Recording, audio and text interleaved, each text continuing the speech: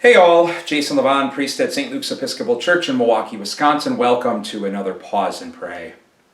A few weeks ago, I had a very honest post on Facebook about how, as a priest, sometimes church is not always life-giving, if I'm honest. Sometimes it's just work, and I struggle to just show up for it.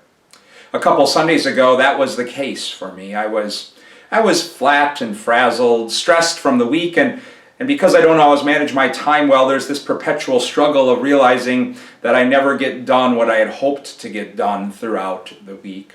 But somehow I showed up for church on Sunday morning and was blessed that at the time of the liturgy, when we offer blessings for those celebrating birthdays or wedding anniversaries, I was able to bless this cross that's hanging in our nursery.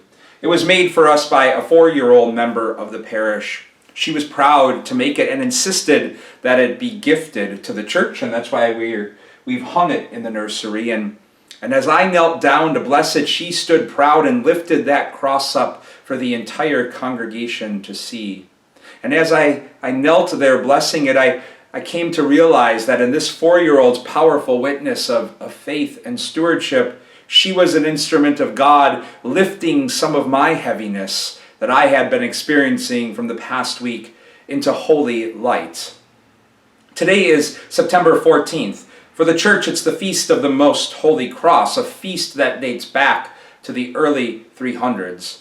Kind of the paradoxical other end of Good Friday, where we really focus on the somberness and solemnity of the cross. The Feast of the Holy Cross was developed because people of faith wanted to lift up a feast for the cross in triumph and in celebration of the victory that the cross brings.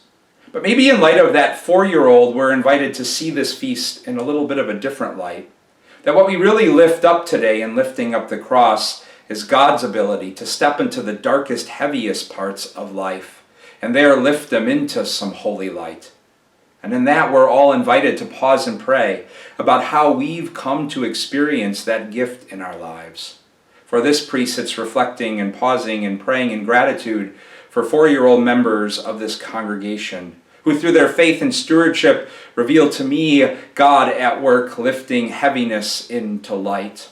Or maybe we find it in other folks in our communities of faith and love and support that reach out to and embrace us when we're weighed down by so much.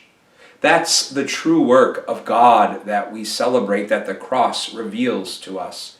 And it's definitely holy work, worth lifting up and savoring today. God's peace and blessings to you all.